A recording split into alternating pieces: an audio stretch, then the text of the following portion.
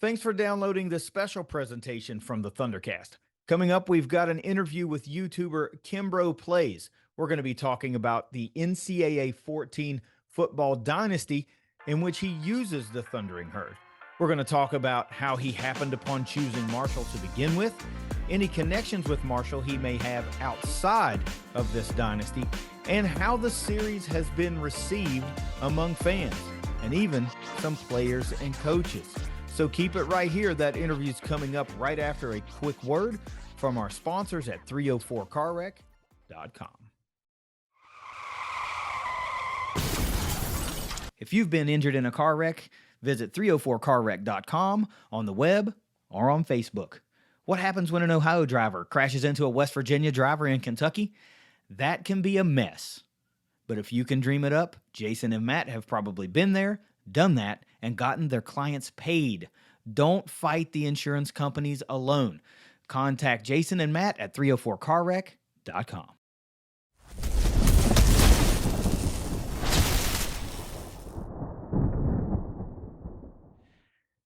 We wanted to do something a little bit special. So we reached out, and I'm sure some of you that listen to the show have also seen this YouTube NCAA football dynasty from Kimbroplays, is the YouTuber that features the herd, right? He uses the herd, and I know I got locked into it. Well, it's been part way through last season is when it kind of came across my timeline. I just started watching, was having a lot of fun. So we reached out and wanted to get Kimbro on the show, and he was cool enough to say, yeah, man, let's do it. Let's have a good time. So, of course, you're seeing him, right? For those that are listening, he's here with us.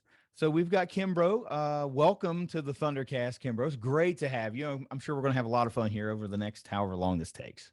Yeah, man, I appreciate it. I told you guys offline, I've been very impressed and very pleased to see the response from people who are fans of the team, of the program. It was not necessarily my intent to sort of mobilize any group of the fan base, but it's been cool to see the passion, and it reminds me a lot of how my fan base would react. Born and raised in Columbus, Ohio, big lifelong Ohio State fan, deeply passionate about our schools. It's just cool to sort of collaborate and be friends with another very passionate fan base, for sure. Well, that's probably something that, well, I know it doesn't surprise me. And because Marshall fans will find that thing that, somebody's like, oh, they like Marshall too. Well, welcome to the family, right? We're a herd, and that's like literally a herd. So you'll see the hashtag herd family. And even if you're not a Marshall alum or a Marshall student, if you're doing something Marshall related and it's cool and it's fun and people can rally around it, you're one of the herd now. So yeah. I guess you're a buck-eyed herd. I don't know. I don't know what the hyphenated term would be, but here we go. A link to the show, or link to the YouTube channel, Kimbro's YouTube channel, Kimbroplays, will be in the description of the episode. So definitely take a second while you're listening or you're watching and click that menu down and subscribe so you don't miss any of those episodes from the NCAA 14 Dynasty. It's really entertaining. We're going to talk about that a little bit as the evolution of this team, at least in a digital world, has evolved, which is really wild to me. Some of these position changes that are guys on our real team right now have been switched around, and it's working, and it's pretty cool.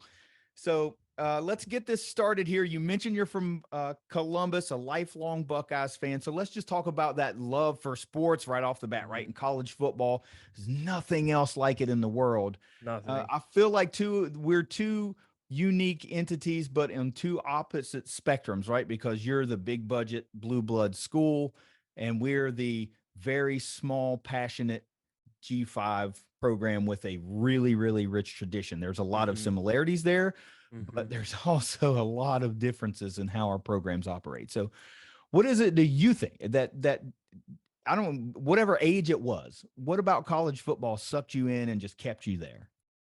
Honestly, as I'm sure many people listening can attest to, as fans of Marshall, especially if you're anywhere near your campus, the campus and the aura being from the Midwest when the fall season rolls around, it just gets you. It's in your blood, it's in your family's blood, it's passed down from generation to generation, and it's no different in Columbus. It is a religion in Columbus, and that obviously stuck out to me, being from, just I think, I don't know, my parents' first house was 7 miles away from campus. I mean, I grew up on High Street, just down the street. My mom, when I was in middle school, was an employee of OSU, so we got season tickets. I mean, I was indoctrinated early and often. By the time I went to college and actually became a student and participated in the band at OSU, I had already been to dozens of Ohio State games. And obviously during some really key years. I'm 33 now, so born in 1989. Ohio State's essentially been good my entire life, and good at a level where you're following them and you're very close to the program. So yeah, I mean, there's nothing like college football. I mean, you guys hit it on the head. The passion. It's weird. Ohio specifically is a little interesting because you've got Cleveland that's 2 hours away from Columbus. You got Cincinnati that's an hour and a half away from Columbus. Both of those cities have very passionate NFL fan bases, but neither of them get anywhere near as excited and enthusiastic as college football and Ohio State fans get in Columbus. It's crazy. Having spent time in all three, that's just the truth. I think you're right. It's something about being a college town, right? It's not that Columbus is small, like the small town feel. It's a big city, but it's still a college town because Yeah. there's no pro sports there. I moved from Huntington down here. I live just outside of Tampa now. Tampa is a pro sports town, right? USF is like so far down the list on what people care about. Yeah. It sucks, for that college vibe. So I get that. And you're right. Russ is probably, I don't know the mileage, maybe 2 miles away from Jones C. Edwards Stadium. I mean, you can be there in if that. I think it's 1.5, 1.8, something That's like awesome. that. Yeah, but Huntington is kind of built that way. It's little. It's not Columbus. It's kind of a linear town, and everything's on a grid and it's numerical and everything. So I go just in a zigzag pattern going up, left turn, then right turn, and I'm at the stadium. That's awesome. Yeah. I moved from there, and I was 16 blocks away from the stadium. So I could really hop in the car and be there in 10 minutes. And I miss that. I talk about that on every episode, how much I miss being in Huntington. I think there's something to your point, though, about it being a pro town versus a college town. I think about my time in Columbus, since I've been there, the Crew, which is a Major League Soccer team, has come on board. The Blue Jackets have been brought into the NHL. You've got formerly the Yankees, but now the Cleveland Guardians minor league baseball team is in Columbus. But that's it. There's no other. There's no NBA. There's no NFL.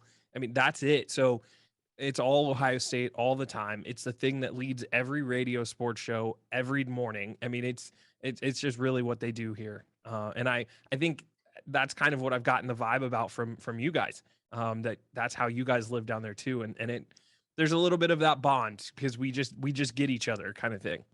Yeah. I mean, Huntington and Marshall is supposed to be outside of high school, right? High school football and high school sport. It's the only game in town, right? Mm-hmm. So if there's something to do, it's Marshall football, Marshall basketball. And we, as the ThunderCast, are trying to drive everybody to softball games, volleyball games, soccer. So, I bet you didn't know that Marshall's men's soccer team is a top 5 team in the country, right? You know what? I actually did just learn that because I remember looking for pictures and graphics and stuff when I first started the Marshall Dynasty on YouTube, and being shocked when I looked up Marshall that many of the first search results were about, I think, the national championship. Didn't you guys just win one in the last couple 3 years? 2020. Yeah, like it was like that was huge. Like that was like what had just happened when I first I didn't start the series in 2020, but it was still very fresh in 21 when I started looking at Marshall as a team that I would use. And so because of COVID, it was the 2020 season, but it happened in spring of 2021.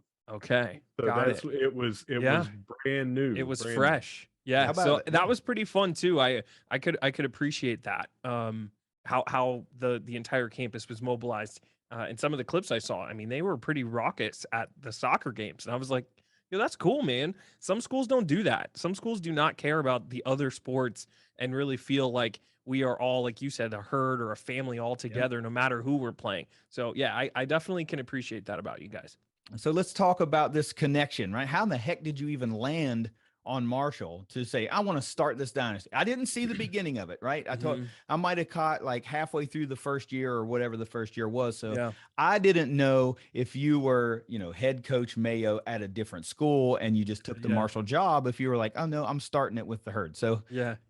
is that what happened? You were just like, no, I'm going to start it with Marshall. It was really interesting. So, and I think I told you guys offline, being in Columbus, obviously Big Ten country, sort of you're familiar, you're much more familiar with the national scene, right? We're paying attention to what's happening at Alabama and Clemson and the teams that we're probably going to face. So I do definitely lose track of what's happening at some of the lower levels of football. But for me personally, I actually had two really good friends from Columbus who, one came from grad school, from undergrad to grad school, and was a friend of mine at Ohio State. She was from Marshall, had just graduated, and is the biggest Marshall fan I've ever met. And then one of my best friends from, youth soccer, youth basketball, he ended up leaving Columbus when we all graduated from high school and going to Marshall. And so between that and the movie and sort of just like kind of growing up in a time frame where, Randy Moss and Pennington and all of the, a lot of like names, there was just a lot of, as far as like a smaller school, you knew a lot about Marshall. So, and for me personally, like I said, I had a couple personal connections. So honestly, it was one of those things where I had found out that you could get NCAA 14, the world's greatest sports game. I found out that you could get it for a computer. You didn't have to only play it on an old generation console of Xbox 360, PS3. And I ended up downloading it for my computer and opening it up and just kind of thinking, okay, if I'm going to start playing with somebody, I want to start at a smaller school, work my way up. I'll make this fictional coach. I decided that Coach Gerard Mayo, who is currently with the New England Patriots, would be a good candidate to be one of those guys who comes down from the NFL and starts to take over an up and coming college program. And so I sort of landed in on him. I zeroed in on him as the coach, and I just looked for rosters and really honestly good color schemes. I didn't really care where. Middle Tennessee State, I think because of their blue and black and white, was on the option. Marshall was in the option there. I was just looking for what schools have cool color combinations in the game, and mix that with like I said, I had a couple friends who I knew from Marshall, and that was it. It was pretty easy to pick as soon as we got to that stage. I think we're a little partial to our green and white too. We really it's like clean, that. man. You get a little stink eye there when you start talking about Middle Tennessee because what? Yeah, I'm trying to think. What, maybe it wasn't Middle Tennessee. The Buffalo Bulls. Yeah, same kind of Buffalo deal. Bulls are that same color scheme, blue, black, and white.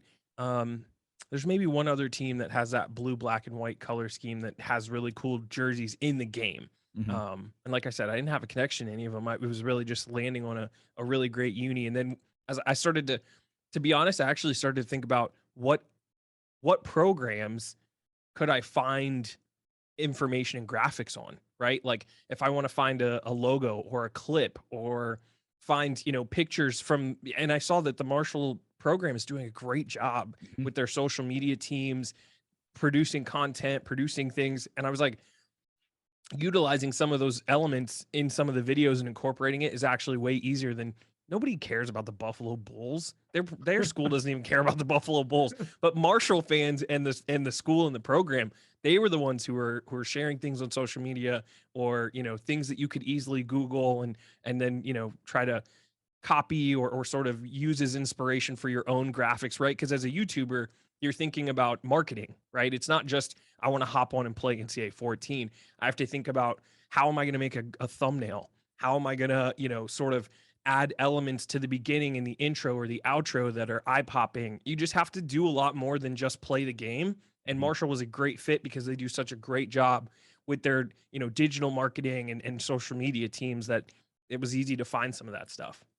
All right, you mentioned the uniforms, and Yeah. I have to interject with a question here because I don't expect you to know the history of Marshall around the Moss years and the other stuff, even though you know who those players are and everything.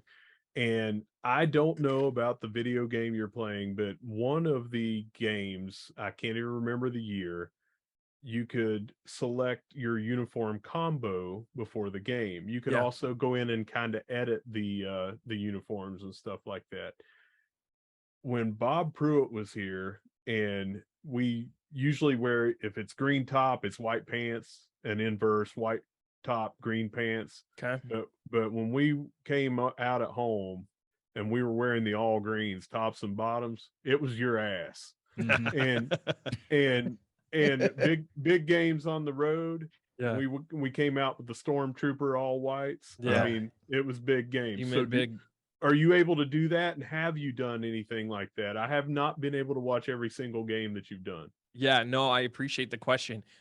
Yes to all of that. I'm a big fan of monochromatic uniforms. Okay. I always have been, which is weird too, because Ohio State has one of the more traditional uniform combinations in all of college football.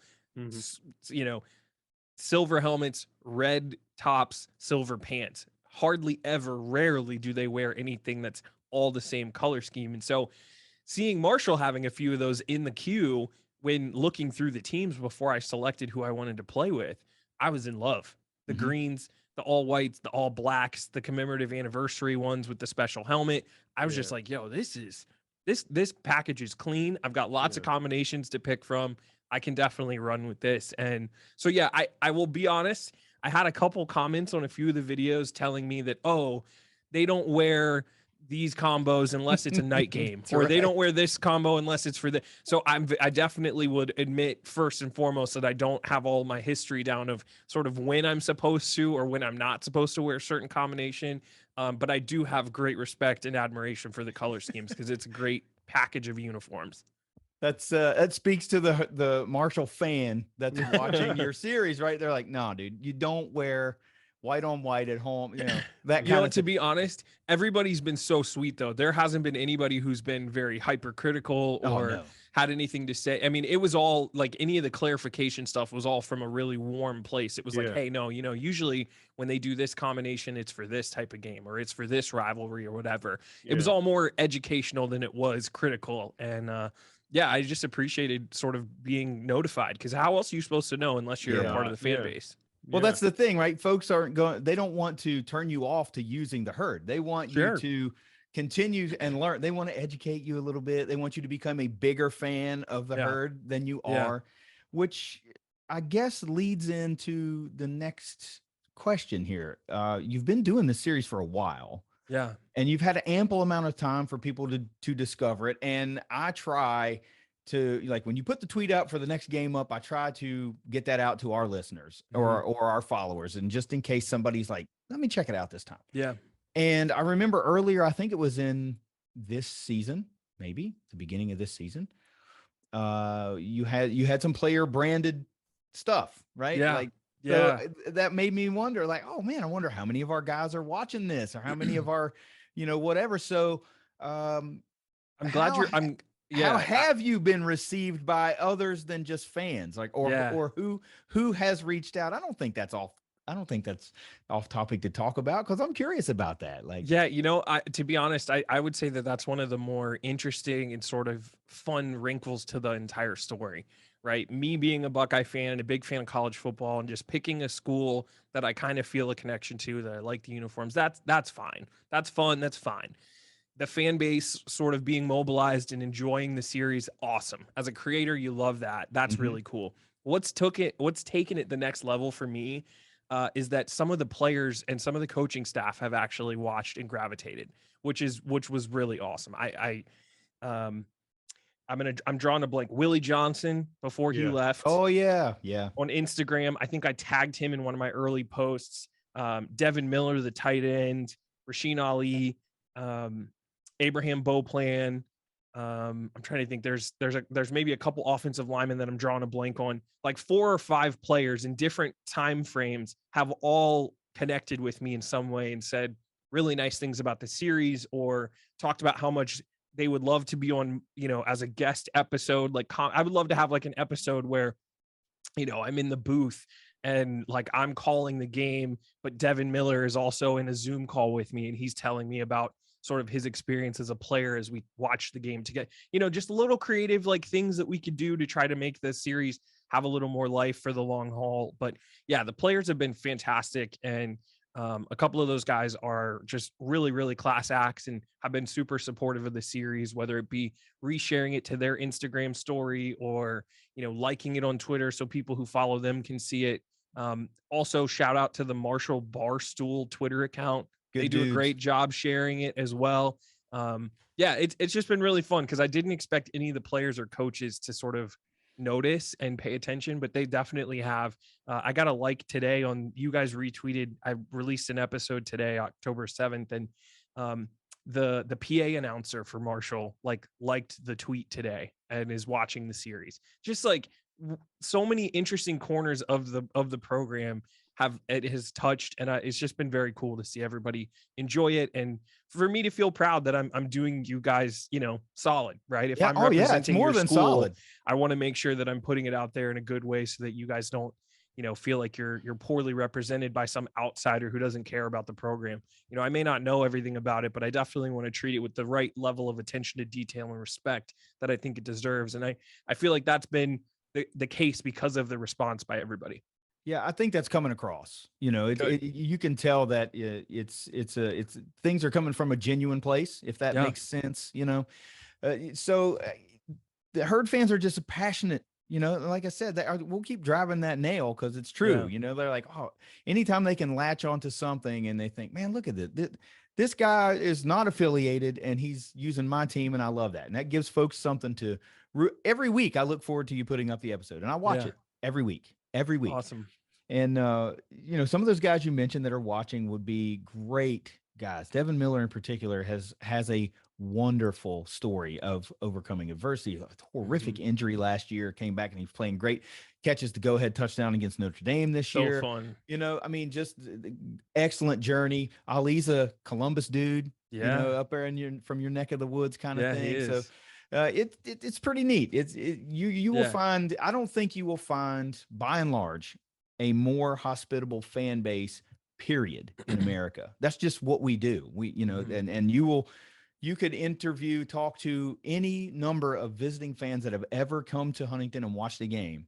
And you'll be like, man, you guys are unbelievable. That's kind of something we hang our hat on. And we take that to heart. We take pride in that. That's what we want to be known for. Yeah. Speaking of, have you ever been to Huntington to see a game? I have not. I've never been down to see a game. I've lived vicariously on social media through, like I said, a couple of my friends who are grads or I guess they're both undergrad. They've taken pictures inside of the stadium or I've seen stuff. It looks like an awesome place. I think the game does a really good job representing the Joan, as I've heard it's called. So, I think I've never been. I would love to. My dad's actually he was born in Charleston, West Virginia, and he moved up to Columbus when he was super young. So he doesn't have a huge history, but we've been back to West Virginia a few times for family reunions. And I think on one of these upcoming ones, I'd love to sort of make a pit stop on our drive and scroll through Huntington and see what's up with the stadium and stuff. Yeah, that's a easy trip. I mean, you come down from Columbus, you just take the exit and drive right through town and right back on the interstate on your way to Charleston. I would love to. That's not something that's an impossibility. We can make things happen about coming to games and stuff. That'd be cool. We do have our own kind of large tailgate that we always feed and make sure folks are, warm and fed and drank and all that good stuff. And we do the live tailgate show at all the home games. So even if I can't make it in, since I'm in Florida, Russ is always out there. Usually I'm here, broadcasting with him, but he's there at the stadium. We'd love to have you. So anytime you want to come to a game, if it fits into your schedule, know that you have an open invite, know that you have a friendly place to land on game day before, during, and after the game. And you'll see Huntington hospitality and Herd hospitality firsthand. It is second to none. I mean, look, I would love to. I have been to Columbus. I have never been inside of the stadium, but when I was in college, I went up one time for an Ohio State and Michigan game. And that was a whole different animal than I'd ever seen before. And I didn't even go to the game. It was just the tailgate. The whole dang city was going at it like 6 a.m. It's all the time. That's one of the beautiful things that I think makes college football so special, right? There's a lot of Midwest rivalries in the NFL. I think, Steelers, Bengals, Browns, Steelers, Brown, like Browns, Ravens. If you follow the AFC North closely, there's definitely a lot of situations of fan bases that don't like each other. Ohio State, Michigan is certainly one of the best rivalries in all of college football. I'm biased. I would say it's the best. I know the Red River shootout is this weekend between Texas and OU, but it is nonstop all year long on it's always on the forefront of both programs' minds, especially as we've been beating the piss out of them the last couple of years. But like, for example, for Michigan week, people go through and cross out every M on every sign in the entire city with red tape, duct tape. They cross out the M's, like on a like a street sign, on a business sign, on a marquee. Anywhere that there's an M printed inside of Columbus, it's gone for that week. You mean an R key? Yes, that's right. An R key, exactly. You guys are Very true at C Donald's all week. Yes, exactly. I mean, it's a big deal, and they've even taken it to silly things like the Red Cross hosts an OSU Michigan blood drive where they're trying to give as much blood, and there's even a race to do charitable and donation type things. It is nonstop, and it just speaks to how much I care about college football in general, and how much cooler I think it is because there's just so much more passion involved. Even the most passionate NFL fan bases don't even hold a candle to some of these college ones. Well, I have been to two Ohio State games over there at the Shoe, and they were both Marshall at Ohio State, and we almost won in 2004, and Ted Nugent. Not Ted Nugent. Mike Nugent. Mike. Yeah. Mike. It was Ted's nephew. Mike Nugent hit a 93-yard field goal, something like that. We had to hit a big one. And then, but in the 2010 game, if you look it up, you guys had to vacate those wins. So I'm counting that as a victory. Dub. So we're 1-1 the way I see it. Yeah. I don't think he's like buying that. And he's like, no, I'm not buying that. No, what's so funny about it is, and I wish I would have known then what I know now, because I was actually in the marching band at OSU during the 2010 game when Marshall was in town. And you could tell back then how much they cared, because you get some teams, especially, when we play some of the in-state schools that just are coming for a paycheck, right? Some of the lower level MAC schools that know they're just about to get stomped on, even some of the directional Michigan schools that come, it's just their fans don't care. They know they're here for the money and to sort of just make sure they don't get hurt. Marshall always thinks they have a shot, and it's case in point by this Notre Dame game, right? Yeah. Like this year's Notre Dame game, the coaching staff, the fan base, you all go into it kind of a little bit like, and I've since learned, I didn't realize this was a rivalry. It makes sense. You remind me of a better, more polished version of an App State, where you guys kind of always go into a game against a bigger opponent scrappy, ready to go, never feeling outmanned, and sort of having a lot of pride in the way you play and how hard you guys play, the effort. So yeah, I remember that 2010 game vividly. I was there in the Shoe too, and not fun for some of these schools to come up and try to bite you when you're trying to hunt down a national championship and you're worried about these other big programs. Let some of these young scrappy ones. Yeah, that's right. You did win. Yeah. Terrell Pryor gave you the dub. That speaks to kind of the makeup of the city of Huntington, right? They do think that they can come in and steal a win from you. They think that they'll match up, and it doesn't matter if they're completely outgunned. They're going to go in, you're going to get their best shot. Yeah. They're going to try to get that win and take your paycheck, just like they did to Notre Dame this year. It doesn't happen very often, but they always think that they can. That's when you've overcome the type of adversity that Marshall has. You're familiar with We Are Marshall. So if you overcome that type of adversity, it's ingrained in you. Yeah. That we can do anything. We can do this. You're just a football team. We can do this. And if enough things go right, you can. It's hard to, it's almost impossible to go into the Horseshoe and beat Ohio State. Anyone. But Any we did it. We did it. But we did it. But you did it. Yep. Yeah. So Yeah. but I can appreciate that, the Ohio State fan in you looks at Marshall and goes, we'll play them, we'll probably beat them, but dang, they're not going to come and lay down like Toledo or Kent State does, or Ohio U, who is actually a historic rival of Marshall. Mm-hmm. But that's nice. Our listeners will enjoy hearing that opposing fans look at us as a team that comes ready to play, because that's important. And I'll tell you, for a program like Ohio State, obviously our eyes are typically geared towards, late January games for hardware. But as a team like Notre Dame just found out, if you don't respect these teams early in the season, they will come and get you. And, for them, it is the Super Bowl, right? Like you said, Marshall came to give it their best shot all day long. And you got to be real careful. And luckily for Ohio State, we've sort of been at a different level of talent for the last, 8 to 10 years, basically since the Urban era, where even when we're not playing our A game, we kind of end up out talenting you just a little bit, just from a depth perspective, because we've recruited at such a high level.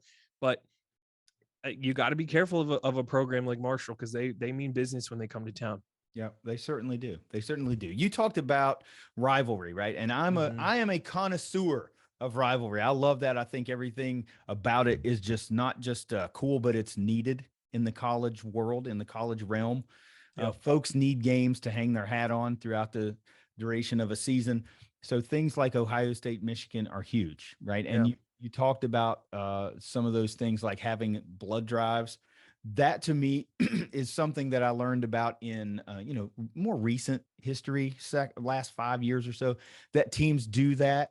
And to me, that took my definition and concept of rivalry to another level, because at this point now you are wanting to outdo your rival in a super positive way rather than just on the scoreboard. Yeah. So I come to you also talked about Middle Tennessee State earlier.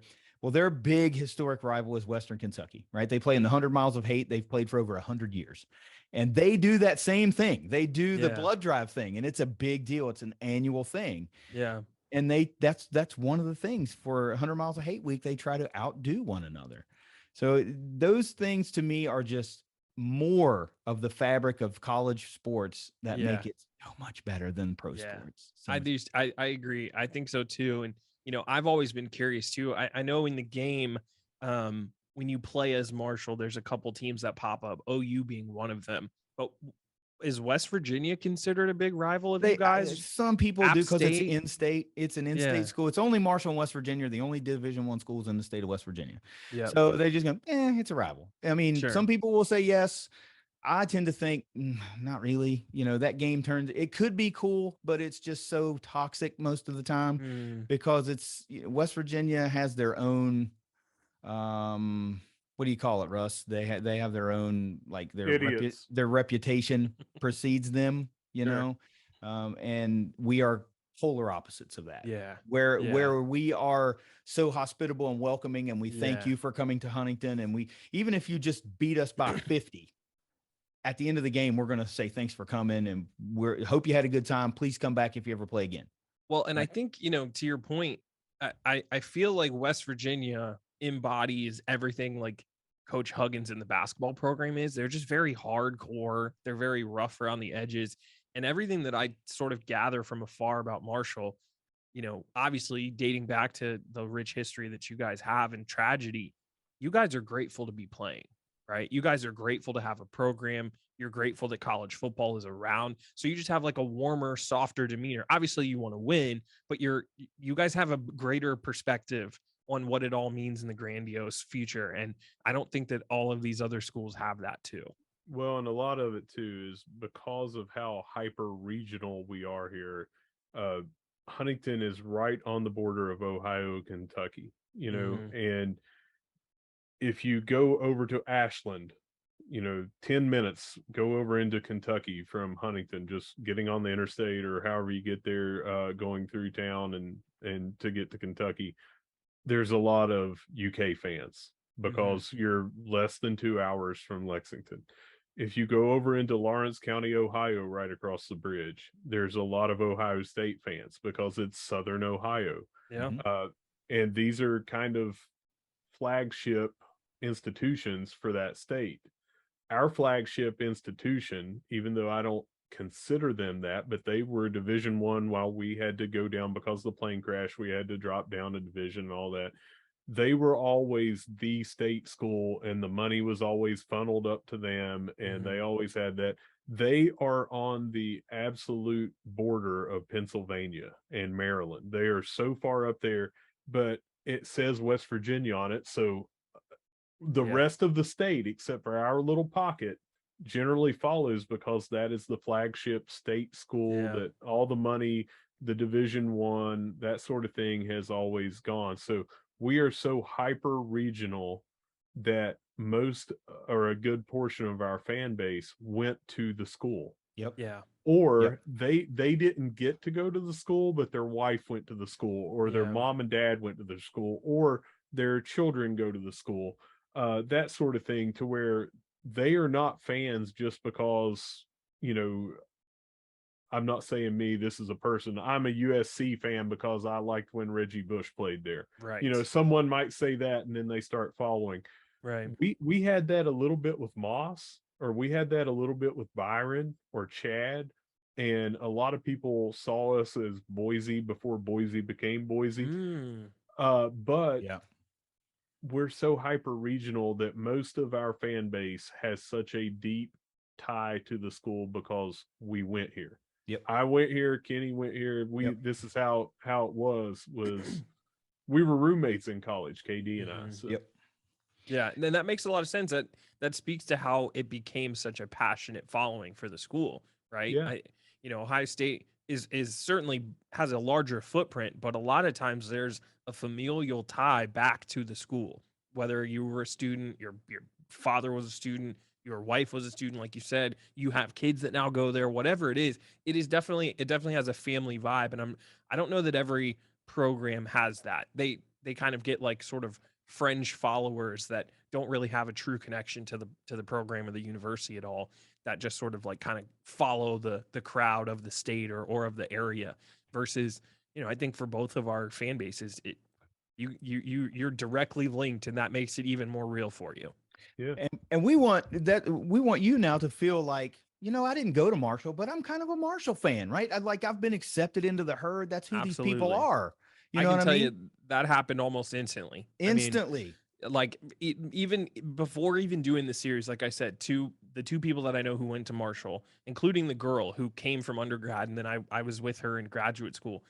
She was so sweet and so kind, and is a huge fan, has season tickets with her dad. It's this huge family connection. They go to every game. She was going back to games when we were still at OSU in college. So I certainly understood how real it was for you guys back then. And yeah, just this little series has only been around for less than, a year and a half. And it's already sort of made me feel like if I was watching a game on Saturday and it wasn't an OSU game and I'm pulling for somebody, it's definitely Marshall. Well, we're on ESPN Plus this Wednesday. We'll be on ESPN2, the featured evening game on Wednesday against Louisiana. It's the blackout. They're debuting those black helmets that you get to choose for the first time ever. We've never worn black helmets. Very cool. So I'm still scratching my head a little bit of why that's not on 75 week, which is the Memorial Game week.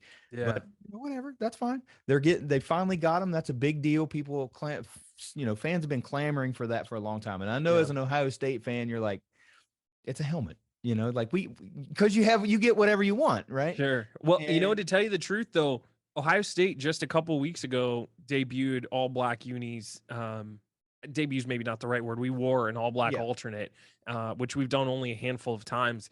And the fan base was really excited about it. Yeah. You've got some purists. You definitely have some people who don't want to see the jersey ever get touched because they think it's, just such sacred. A classic, traditional, beautiful jersey. And I get that. But I'm also of an age group where I think you can meet in the middle. You can sort of, have an ode to the past, but you can also still modernize and create an entirely new jersey combination that resonates with young recruits and young fans. And, I think there's room for both sides.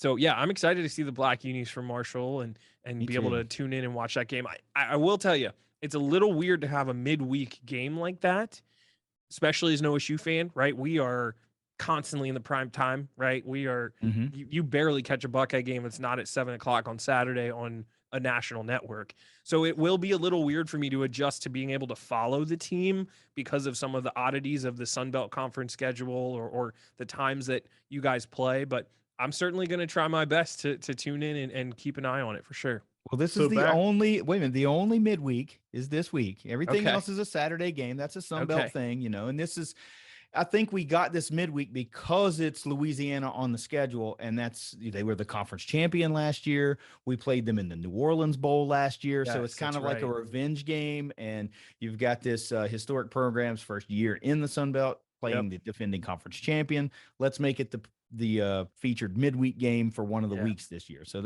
Yeah. that's kind of why we landed on that. I'm sorry, Russ, I didn't mean to cut you off. no, it's all I was going to say is we don't generally now and we didn't in Conference USA, and you don't in the Sun Belt play these midweek games. But ESPN a long time ago recognized, hey, there's fans that will watch these games. Mhm. We should have them on throughout the week, Mm-hmm. and mainly it's with the MAC. They call it MACtion. Yep. And when we were in the MAC back in the day, one season, I can't remember what it was, but it was during Byron's time here. We played, I think, all but one week. We played a Saturday, which is a traditional, but we played a Sunday, a Monday, a Tuesday, a Wednesday. Brutal. Yeah. Yeah, and what happens is, yeah, you get exposure on TV, Nobody but goes. it's hard for the fans to go there. Yeah. Nobody goes. Hard to tailgate, hard to get up for it. Yeah. You got I'll people tailgate. trying to leave work and do your thing. I mean, yeah, I'm sure some people are still able to. I'll tell you what. It's not that hard. Last year, Ohio State. This was because of the TV deals for everything you're saying.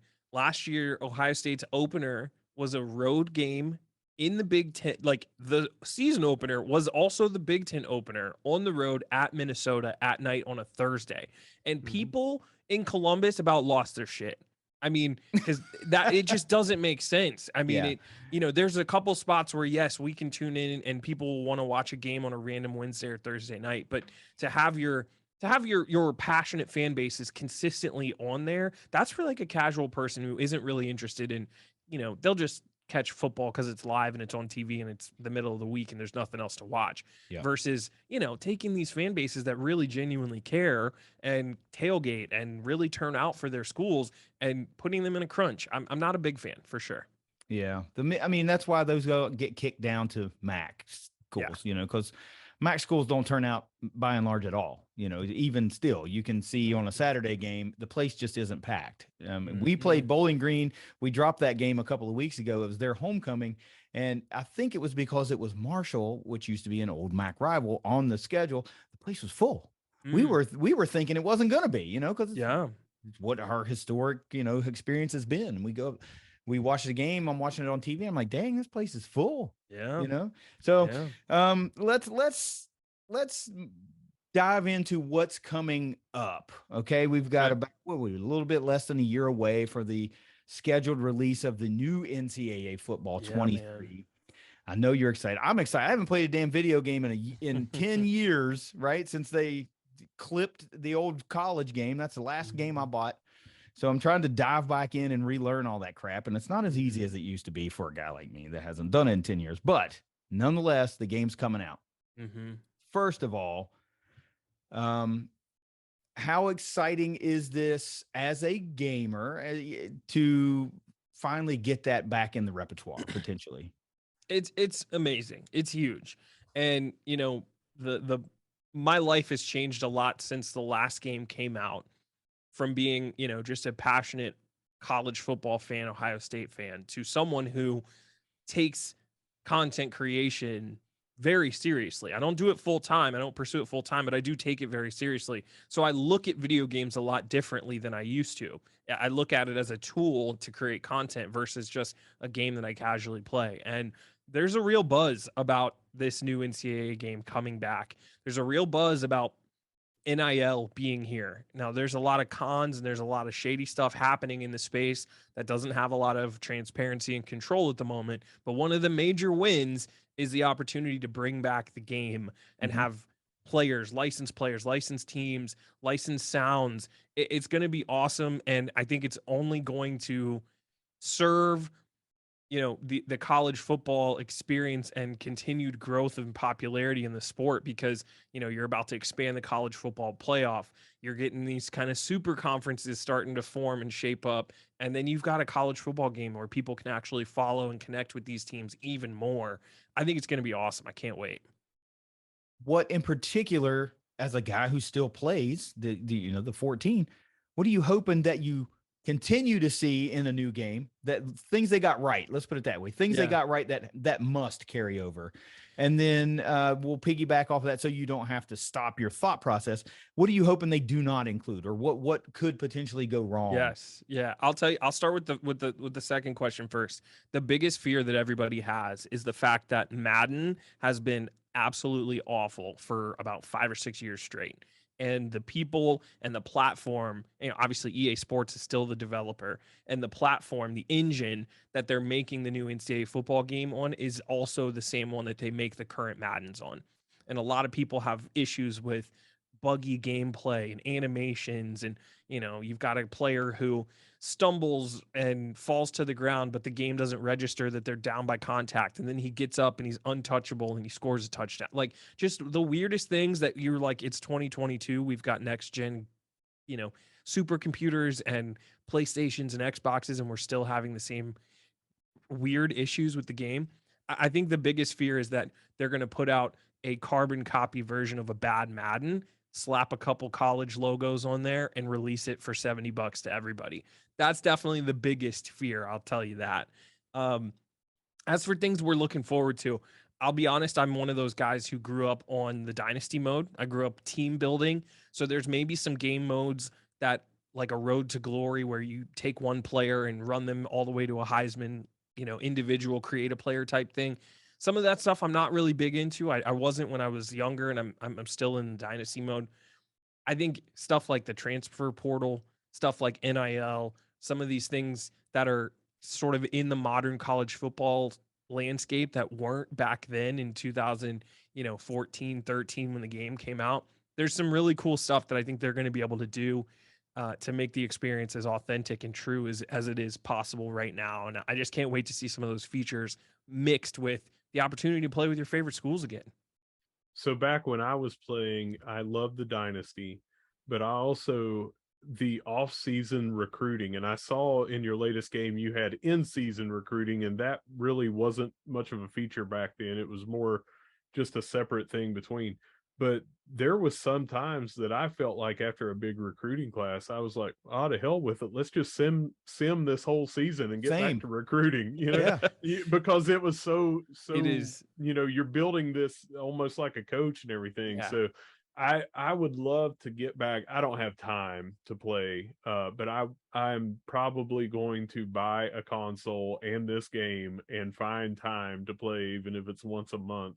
Yeah. To try to get back into this, because this was just what we did as roommates, was sit around and play, and be in the same season in dynasty mode where inevitably most of the time you and your roommate were going to end up in the championship game. Yeah. To your point, I think obviously the landscape of gaming has changed a lot. We've modernized and we've perfected online play and all of these different multi-platform shooters and stuff. I think I'm hoping we're going to have cross-platform connected dynasties, right? Imagine you're able to join some sort of lobby, whether it's, you and your friends are all within the same conference at different schools, recruiting against each other. You're playing your games weekly against each other. And then at one point, the commissioner or whoever's able to sim it forward to the next week. So, throughout the week, in real time, you're able to do all your recruiting and maybe play one or two games. And then, just the connectedness of us being all online with these super platforms, these consoles that are really powerful. I think it's got a really cool opportunity to connect us more than, that really was at the root of it, right? You had a very unique individual experience as a Dynasty person alone in your room, or you were playing the game with friends, right? You were with your friends and you guys were heading head to head against each other. And I hope that they are able to sort of do both of those equally well in the new game. And I think they will. That's something I hadn't even thought about. Yeah. I know the online play became a thing. Yeah. But what you just talked about was a really cool idea that hadn't even entered into my skull. To be able to basically take 14 friends and all of you represent a team in a conference and compete for the same recruits and the same. That would be so cool. Let me ask you about just the end game thing here. Like we talked about Dynasty, we talked about Road to Glory. Yeah. Is there another mode? Like I have a cocked and loaded answer for this, but I want to see if you have one too. Is there another mode that doesn't exist that you would like to maybe see, or some controls that you would like to have over your world that you don't have currently in this 14? Interesting. Yeah, I think you're catching me on the spot a little bit because I really am definitely geared towards Dynasty right now and really enjoying revisiting that again. I think it would be really cool. And it's partially based off of what I just saw in the most recent NBA 2K23 game. They have an entire mode where you are playing out the old moments of Michael Jordan's legacy. So you are going in and completing the challenge of the shot over Elo, right? Where he does, or the push against Scott in 96 when he hits it against Utah with the crossover. 97, yeah. Like those moments are embedded into the new NBA 2K game, and it's an entire game mode where you can play through his, best situations. Even dating back to his national championship at North Carolina, they have an episode within that chapter that's all about that game and those moments. So I would love to see some of the most classic, moments inside of college football be recreated. Even if it was one or two players, and I know they did that in one of the games back. They did. In the I was day. going to say that. Yeah, they did something with it, but I would love to see it about a particular player, maybe, just so that it's not a recreation of what they already did, but something like that, where you're kind of keeping us connected to the past, right? The past franchise, the past success in college football in general. I think that would be pretty cool. Well, I'm going to offer up some things that I'd like to see, but I want to talk about that. There were some moments you would have to like hit the Doug Flutie's Hail Mary, from 84. You had to do the Cal Stanford thing. Yeah. But there have been so many iconic moments between the gap of the games that this is, and with the online world that we have now, the possibilities are endless. I mean, can you imagine having to hit, like the end of the Fiesta Bowl with Boise and Oklahoma from 07 or something like, I mean, there's so many out there, but I'll tell you what I would like to see. Okay. We talked about Dynasty, and I want to go along with it. I would like to see what I call the immersive athletic director mode, because I want to be able to build an indoor practice facility. I want to be able to give naming rights to my stadium or whatever, like I need to be able to hire and fire like at will, not just, but you can still play the game, that's fine too. But I want to be immersed. I want to be able to create the college football world that I want to see. Because of course we all think we can fix college football. If they would just listen to me, they'll figure it. So I want to be able to do that. I want to be able to have a 16-team playoff. I want to be able to set the parameters. I want to be able to grow my school from nothing and put in, a second tier of seats and all TV that stuff. Deals. Yeah, TV everything. deals. I want to be able to do that. That's what I want to see. That stuff would be super cool. I completely agree with you that, and I think we've seen it a little bit, some of the more modern, NBA, my GM mode, Madden's has, essentially like owner mode inside of their franchise. There's some modes that are doing it in modern games that lets you set ticket prices, lets you upgrade facilities or add seats or whatever. I think that they would be really smart to let you do an athletic department mode. Yeah. I think that'd be super cool to be able to control all of those elements that, like you said, help build the environment around the team, not just the actual on-field product. Think about that. Like, what's important when you hear about we just got a locker room renovation. We got a weight room renovation. Like all those things that exist in the real world, I want to be able to make them exist in my world too. Yes. So Yes. I really hope I see that. And I love that. You know what? Now that we've talked through it a little bit, you got my creative juices flowing. I got one more to add, and then we can wrap this part up. But one thing that is lacking for me in this 14 mode, and it's on the forefront of my mind because I've recently just gone through a couple of these seasons with really great Marshall players. There is little to nothing about what happens to the players after they leave and graduate. There's like one little page in the off season of NCAA 14 that tells you that they got drafted, which round, which pick in the round. It actually, I don't even think it goes into pick. It just tells you 1st through 7th round that they were drafted. Doesn't give you any information about the franchise that has selected them. No, nothing. I would love to see just even like a montage of screenshots, slideshow of screenshots where it's, them on stage holding up their jersey for the team that they got selected to, or, there's a quick little, cut scene of them making a play in an NFL stadium, scoring a touchdown, and, just whatever. Them in the locker room getting ready for their first game. I really could care less exactly what they do with it, but the fact that as soon as they get done and graduate from Marshall in the series, that's really it, right? We lose track of them. We lose track of whatever happened to them. And I know they let you import into Madden in some of those older games, but I would love to have it inside the NCAA game where we get to see just a little bit at least of what happened to them when they leave. So we're fixing the game now, right? Okay, we're doing this. We're doing this. Our guys are going to be able to choose to become a GA on our staff, and then they're going to come up through our rank. We're going to keep them. See, look, we're fixing EA. This is revenue. We're generating revenue right here. Exactly. No, look, we've kept you around long, and we didn't mean to take up this much of your time. The conversation just kind of had a life of its own, and it was a really good time. Yeah, I got to say. Yeah, I appreciate it, man. It's, I appreciate what you guys are doing in this space. Continue putting out great work for the fan base and connecting with them and finding ways to sort of continue to support the other school teams, the other programs within the, the entire university atmosphere. It's awesome what you guys are up to. And I feel honored to be, a part of it. And like you said, sort of, the little brother being brought along into the Marshall family. You're one of the herd now. It's cool, man. Nope. You're one of us. There's no little very nothing. Cool. I do have one more question before we go though. Yeah. Do you think you can take me in GoldenEye? Oh my gosh. You'd probably run circles around me. I never had GoldenEye. I never had it growing up, and I would get smoked. No matter what you were gonna say, I was gonna say then you've already lost. So. Yeah, exactly. That was the addiction back in the day. I mean, like 10 of us upstairs, taking rounds of great game. Multiplayer slapper, no proximity mines, slappers. I would say no odd job. Yeah, in my gaming history, I would say the two biggest regrets that I have is that I didn't ever have the console or the game to have GoldenEye. I always had to go to somebody else's house. That and Halo.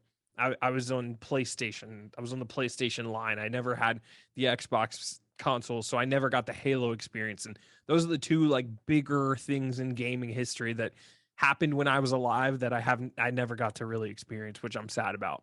So to tell you a little bit about how old KD and I are, I had ColecoVision and the Atari 2600. Awesome. And I had them not in retro. I had them when they were still fresh. Yeah, I love it. Fresh out of the store.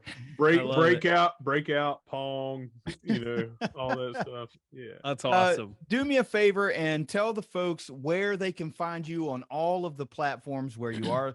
Let these folks know where they can support you and continue to watch your streams, not just the NCAA stream. I know you do other stuff too. Yeah. So if they want to follow all of your gaming ventures, let them know where they can find that, please. I appreciate that chance. Yeah, I honestly, I've tried to make it as easy as possible. I'm Kimbroplays on any platform that you guys can find. Anything that's your favorite, I've got it. Whether it's TikTok, Instagram, all of the major social media platforms. YouTube, it's Kimbroplays. It's been super fun doing this Marshall thing.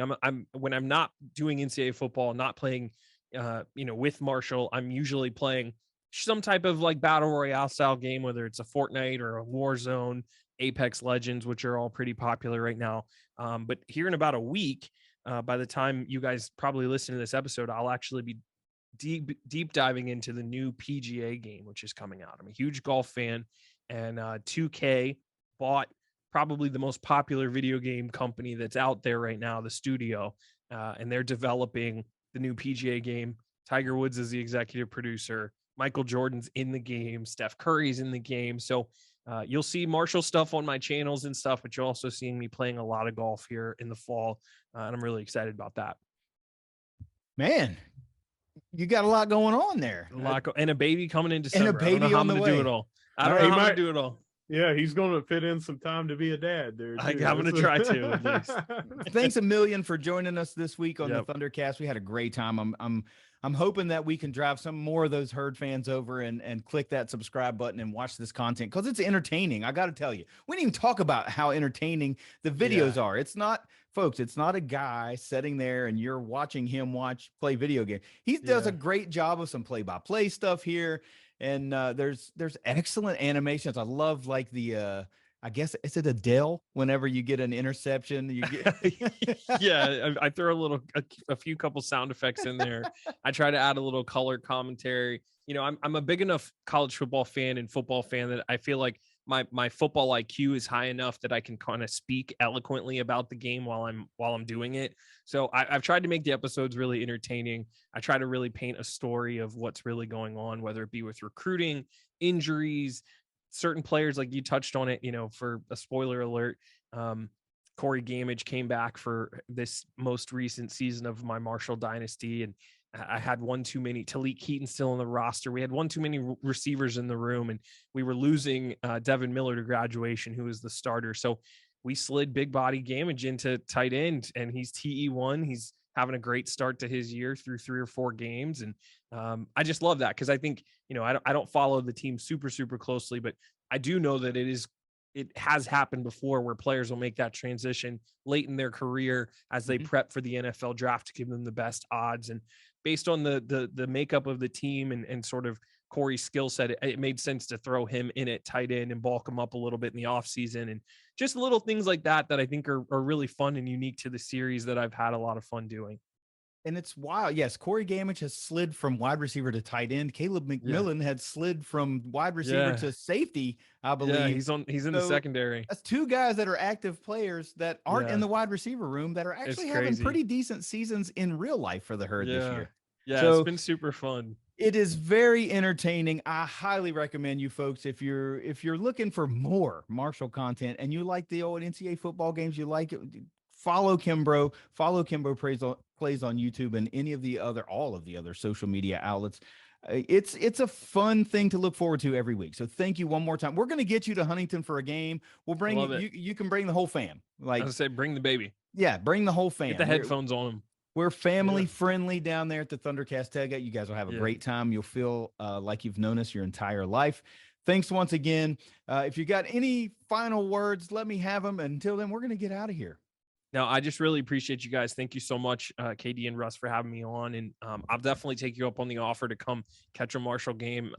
You know, like I said, I got a baby coming, but as we kind of get settled into our new family life, if I can sneak away for a weekend, or like I said, tag along on one of these family vacations in the summer to at least check out the campus, I think that'd be super fun.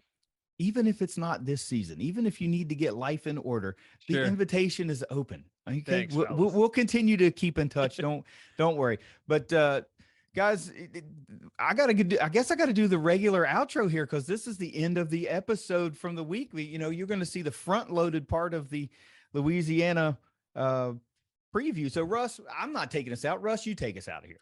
I always take us out. That's right. You take us out. I'll take us out again. But Kimbro, I don't know how much you listen to this, but I kind of do the same thing every weekend. So whether you see us at the Joan, or whether you see us at the Dot, or whether you see us at the Cam, or whether you see us playing No Odd Job Slappers Only GoldenEye, where I'm just dusting anybody that comes anywhere near me, no matter where you see us, we're going to be saying, go Herd. Go Herd. It's the ThunderCast. We'll see you next week.